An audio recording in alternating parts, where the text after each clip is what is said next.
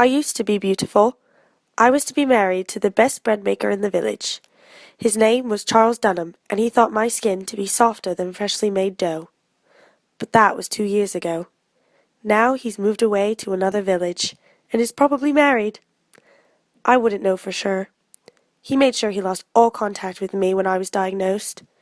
He was in love with me, until he heard I was a leper. Leprosy is a bacterial disease that attacks the nervous system, leading to the loss of sensation to touch, temperature, and pain. This lack of feeling results in sores, eroded bones, ulcers, scars, destroyed tissue and blood vessels, and most importantly, lesions as wounds and cuts go unnoticed. Leprosy is an extremely visible and eminent disease, but these symptoms do not occur until 5 to 20 years after contracting the disease, making it difficult to distinguish between healthy people and carriers, which begs the question, who's the leper? He was so angry. He asked why I didn't tell him. All I could say was that I didn't know, because I truly didn't. Leprosy was not scientifically identified until 1874, and the cause of the disease was not proven until the 1960s, so diagnosis and treatment of the disease in the Middle Ages in Europe was extremely rudimentary. The symptoms of leprosy were not completely understood, so out of fear, many people were misdiagnosed as lepers, many of whom just had skin conditions such as eczema, psoriasis, or skin cancers. The disease was thought to be contracted through airborne fumes released from the infected person. As a result of this conception, leper houses were built to keep sufferers separate from society. The marginalization of lepers followed the Mass of Separation, which was a mass spoken by a priest at the leper's hut and performed in front of the entire congregation. This mass stated the rules that the leper must live by, forbidding lepers from public spaces and forcing them to wear distinguishable clothing.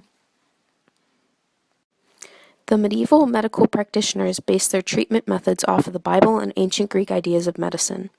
The Church declared that lepers were unclean and their suffering was viewed as punishment by God.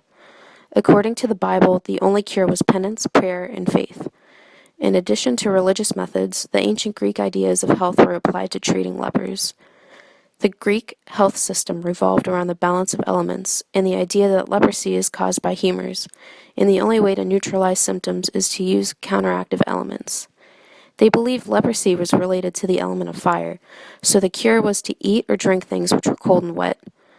Other treatments included bloodletting, consumption of scorpions and dirt, and bathing to wash away the uncleanliness associated with the disease. Lepers were socially marginalized as they were forced to live outside of the city and were given restrictions for interacting with anyone else in public.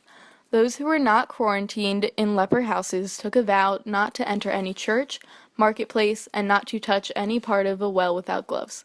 They were even forced to carry a clapper or a bell to signal to people and warn them to avoid them and not come into close contact. Upon being diagnosed, lepers immediately lost their civil statuses, were removed from their towns, and cast out of the public. Societies considered them a burden because they could not work, causing the disease to be associated with the poor, which only added to the stigma of being a leper. The most obvious reason for the marginalization of lepers was the belief that the disease is severely contagious and could easily become a widespread epidemic should precautions not be taken. People wanted lepers separated because they feared that any contact with them would transfer the disease. For this reason, people diagnosed with the disease were removed from their towns and forced to live in solitude away from the healthy population. However, an unknown fact at the time is that symptoms of leprosy did not appear for years, so by the time lepers were separated, they would have already been spreading the disease. Not only were lepers expelled from society because of fear of physical infection, but also out of the concern for moral and religious pollution. It was agreed that the diagnosis of leprosy separated a person from society because of the visual symptoms, and also because of the moral corruption within him or her. One of the major reasons for the marginalization of lepers was the religious fear of the uncleanliness of the diseased affecting the rest of the community. In the Middle Ages, the Church exercised great power over the shaping of people's perspectives of their environments.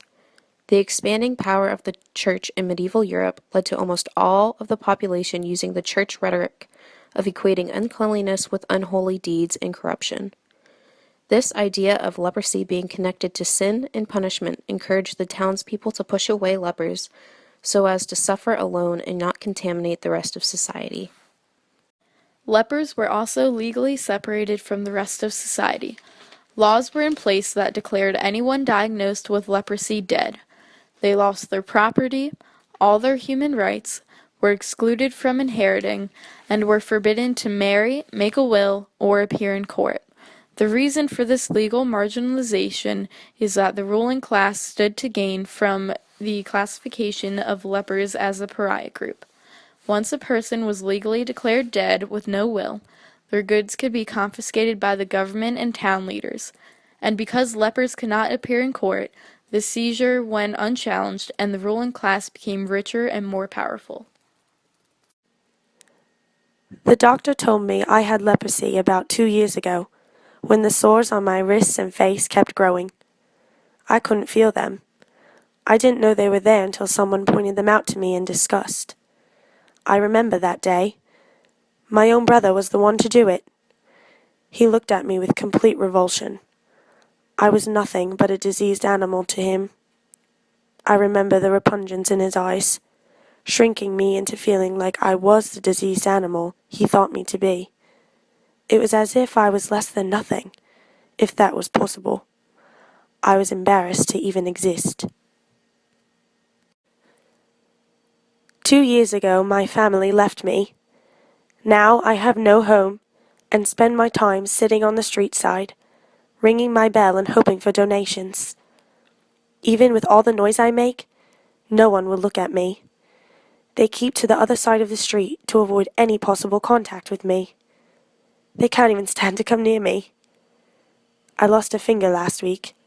I didn't feel it go. I'm just becoming an even uglier roadside monster for people to avert their eyes from in fear. They all avoid me, as if their lives depended on it, which I guess it does.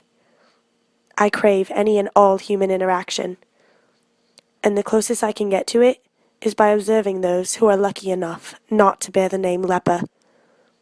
I know how severely contagious I am, but would it be wrong to give a small greeting as you pass by? Forgive me, Father, for I have sinned. I don't know how, but please forgive me. I repent. Oh, it's no use. I should go to the leper house outside the city. I can grow in my faith there, and maybe be cured. God might take pity on me. I have no family, no home, no life. All of me must belong to God now. Without the Lord, I have no hope. The rise of the standard of living since the Middle Ages has allowed 95% of the human population to become naturally immune to what was named Mycobacterium leprae, or leprosy. The remaining 5% are those who survive in poor living environments with unclean water, bad nutrition, and poor standards of living, which weakens the immune system, making it susceptible to this bacterium. Luckily, this disease is easily curable.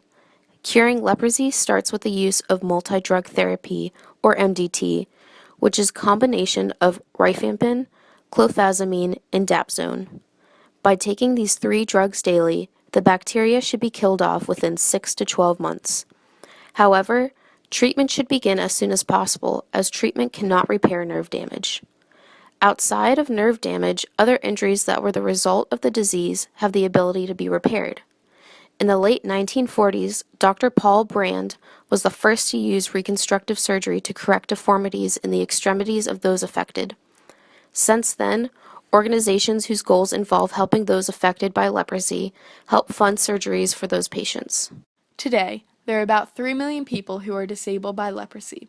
It is still one of the most stigmatized and misunderstood diseases. However, there is a hope for those who are affected by the disease.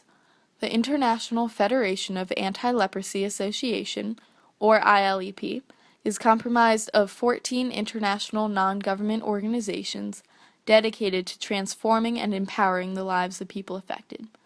These organizations offer rehabilitation, education, vocational training, small business loans, housing, and fresh water supplies and sanitation in an effort to minimize and eventually eradicate the disparities that result from leprosy.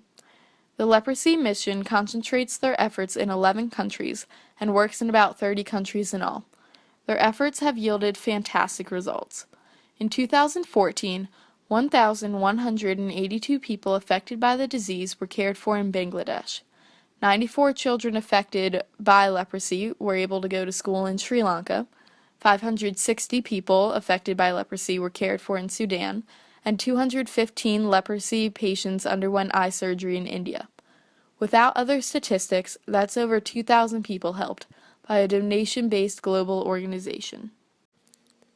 My life is a nightmare. Charles came back to the village to visit his parents. He has a family now. He saw me on the streets as he was coming into town, and he spat at me. My lost love defiled me in front of his family, who laughed. I wish this hell on no one. I hope no future generations have to entertain this ghoulish ordeal. If only one day we as a human race will rid ourselves of this ailment, that is the day I will rejoice.